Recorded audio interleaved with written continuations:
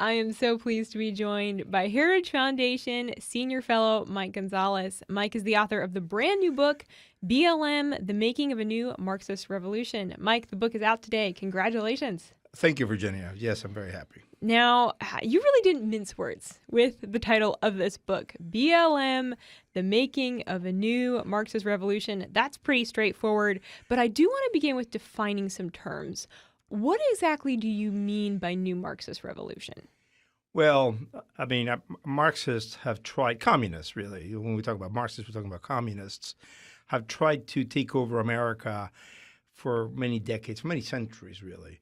They have always seen America as because America's a rich country, the world leader, at least since World War I, they want to see it as a top target. But they failed miserably. In all the years as the Soviet Union tried to infiltrate us or tried to influence Americans, they failed. This time, through Black Lives Matter, and I can get into why, Marxism, Marxist communists have come very close, the closest they've ever come to changing our way of life. And that is what is happening right now. Well, I found it really fascinating that as you're going through the book, as you're explaining that very thing, kind of this change in culture, how the Black Lives Matter organization has an agenda, you actually started the book by talking about Frederick Douglass. That fascinated me. Why did you feel the need to give that historical perspective and talk about a figure like Frederick Douglass before diving into this larger conversation about Black Lives Matter? Yeah, the introduction, chapter 1 starts with Frederick Douglass.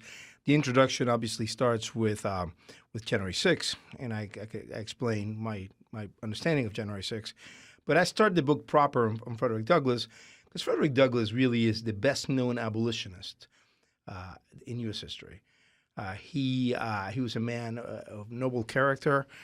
He was a man of courage. And I started, in fact, with his fight with the master, a sadistic master to whom he had been loaned, in how he said he became a man by beating this man who owned him on loan. I start with him because throughout his life, he really, first of all, he was anti-socialist. I describe in the book a meeting at which he spoke, and there was a socialist and socialists. One of the quirky, weird, odd things about communists and socialists. By the way, Marx and Engels did never establish a difference between socialism and communism. They used the terms interchangeably. Okay. The socialist speaking with Frederick Douglass really was not putting an emphasis on the abolition of slavery. He was putting an emphasis on the abolition of wage labor. Communists believe that wage labor, in other words, what we all do, is a continuation of slavery, which is crazy just as communism is crazy. And Frederick Douglass could not stand this man, could not stand that this man was saying things. To Frederick Douglass, abolition was about one thing, was about ending slavery, ending this blight upon our country. To communists, abolition is a completely separate thing. They want to abolish the family. They want to abolish the state. They want to abolish all the institutions.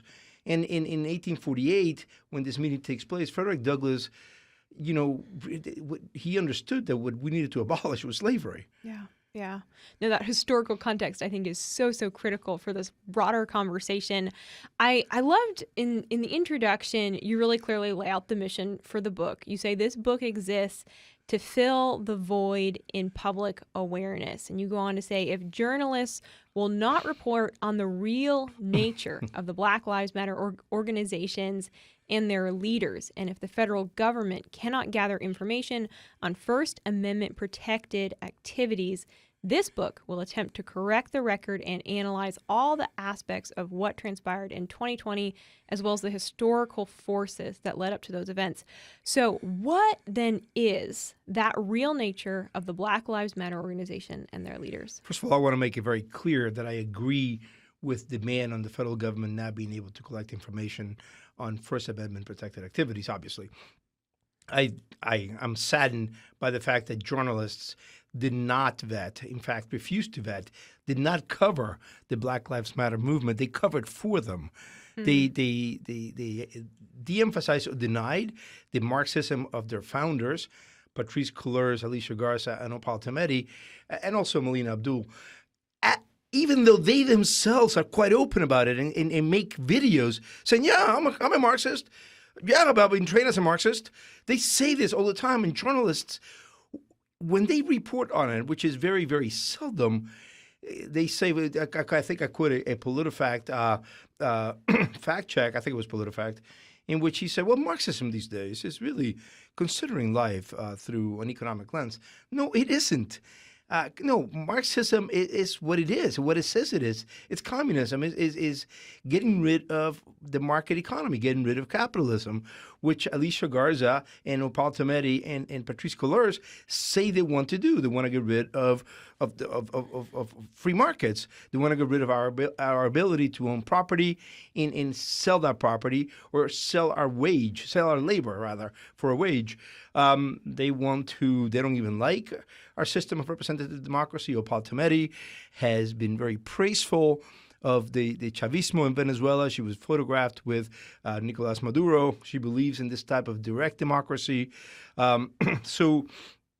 Which is not direct democracy. It's not democracy at all. It's just dictatorship of party, of one party.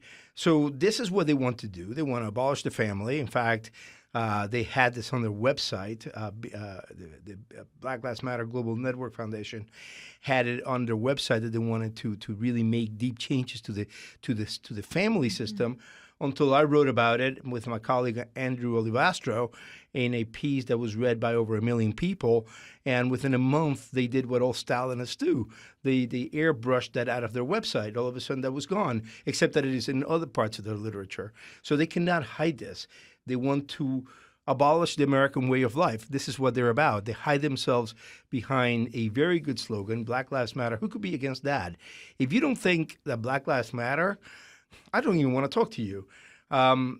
So they hide themselves. I mean, they would be if they called themselves Red Ideas Matter, it would be much more representative of who they are.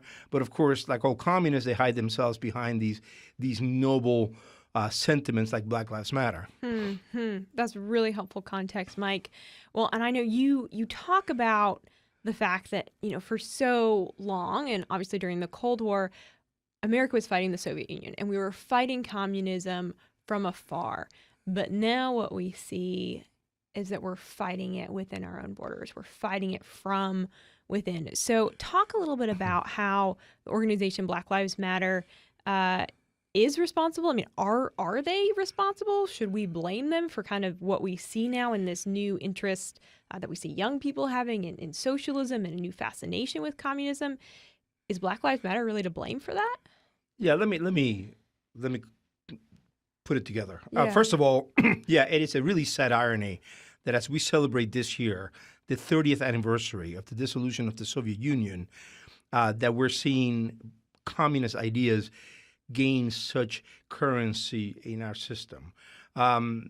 We spent all these resources, all this time and energy and lives fighting socialism, fighting communism, fighting what Reagan rightly called the evil empire, the Soviet Union, which was finally dissolved on Christmas Day 1991, but kind of on the significance of the date underlining the noble and moral character of our crusade against communism.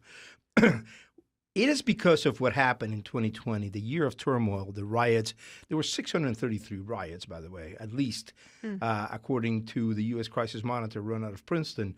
And 95% of those riots in which we know the identity of the perpetrator was Black Lives Matter participants, members were included. Okay.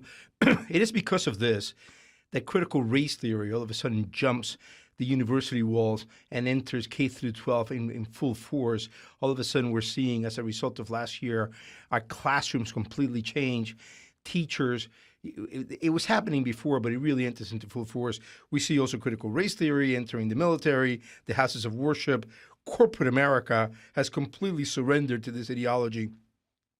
Sports, every aspect of our lives. It is because of this. It is because of what happened last year. The manipulation of the tragedy of George Floyd's death, which is a tragedy, the manipulation of this into making people believe, the leaders of all our key institutions, that we are systemically racist and that our criminal justice system is systemically racist. They threw in the towel and accepted all of this, and now all these things. We're telling our soldiers to read critical race theory texts, which say that the Constitution is illegitimate. These are people who volunteered to defend the Constitution from enemies, domestic, foreign, and domestic, and yet we're telling them to read Kendi and all these other writers, Ibram X. Kendi, who say the Constitution is an illegitimate document. This is happening because of the year of unrest that we had, the riots, the demonstrations, the upheaval that people want to forget now. Nobody wants to talk about it. But we cannot forget what we had after May 2020 for many, many, many months. And now I've written the book just to shine a light on this and say we cannot give in. And in fact, you're seeing resistance from the American people. I cross the country, speak to groups across, from coast to coast, and I get hundreds of people. I'm not that electrifying a speaker. And people turn out because they demand information about critical race theory. They want to know what's going on. They want to have it explained to them. So the resistance is now coming from the grassroots. The American people are standing up and saying, no, I don't want these things taught to my children. I don't want to be trained and go through these re-education camps of my place of work. This is a form of workplace harassment. So they're fighting against what Verizon is trying to do, what American Express is trying to do. Even the Salvation Army has these training programs now. Well, and Mike, I really appreciate the research that you have done on critical race theory. You really are the expert at Heritage on that subject. Encourage all of our listeners, if you want to read Mike's pieces on this, you can check him out on the Heritage Foundation website. But Mike, you mentioned the riots last year that obviously it took the nation by storm, really changed so much in our country. And I was fascinated that in the book, you mention how Antifa in some ways became a distraction from Black Lives Matter. I was really, really interested in that point. Talk a little bit about that. Well, I say that in a way to castigate politicians. Politicians from all parties, from both parties, are not courageous as they should be. They don't want to talk about Black Lives Matter because Black Lives Matter. Yeah. Because of the slogan. So they're very shy to talk about these organizations, which are distinct from the concept. And Antifa, which is a much more white phenomenon, these are anarchists. They're violent anarchists, as I see it. They don't have a thought out academic discipline like critical race theory had, like Black Lives Matter has critical race theory behind it. They're all practitioners of critical race theory. Antifa doesn't have that. Antifa is anarchism, and is just pure violence, almost for the sake of violence. Obviously, I think they have goals like overthrowing the state, but they don't have a well thought out program. Black Lives Matter has bills in Congress. Black Lives Matter has a curriculum that is being taught in many of our children's schools already. Black Lives Matter has a foreign policy. They came out and supported the communist government of Cuba. As the communist government was rounding up protesters, beating them up, and putting them into prison through kangaroo trials, BLM came out and supported them. BLM came out and came out against Israel as Israel was fighting the terrorist group Hamas earlier this year. So Black Lives Matter has a foreign policy. It has all these, and it has a gazillion dollars. They raised $10 million. They raised, I think, $100 million last year. So it has all these assets that Antifa does not have. And you mentioned the money. You have a whole chapter in the book specifically titled "Following the Money." What did you discover as you looked at the money coming in to and out of the Black Lives Matter organization? Well, there's all these corporations that have gone woke. There are many reasons being given why. Vivek Ramaswamy, a colleague, meaning he does a lot of anti-CRT work, has another book out in which he talks about how actually this is really easy for the CEOs to go woke. Is costless to them. costless to them. But I think when we're seeing all these foundations raising money, but a lot of times, as I point out in the chapter devoted to this, these foundations have links, long-standing links to Marxist groups such as the Sandinistas. One of these groups is a pro-PRC, pro-Maoism group in San Francisco, the Chinese Progressive Association, which is the financial sponsor of two of the Black Lives Matter affiliates, and the Chinese Progressive Association of San Francisco was founded to support the People's Republic of China against, that is, mainland China, against Taiwan. It was founded in the 70s for that reason. So in your writing of this book, in the research that you've done on the Black Lives Matter organization, on critical race theory, ultimately in your assessment, what's the end goal for Black Lives Matter? What are they aiming for? You say that they have public policy, they have bills in Congress. What's their end all be all? Their goal is what Alicia Garza said in 2015 in a moment of in 2019 when she was visiting a group of Maine leftists. And she said, what we want to do is dismantle the organizing principle of society. She said that, and that's what they want. They want to dismantle the way we're organized. They want to dismantle the American system. They say that we're systemically, structurally, institutionally racist because they want to pull out all the institutions. They want to change all the institutions, all the structures in the very system of America. That is their goal. And they hide behind this good slogan that Black lives do matter in order to pursue the complete overhaul of the United States. Look, we have problems that we need to solve, obviously, but we're still the fairest, most prosperous country in the world where real human flourishing can take place.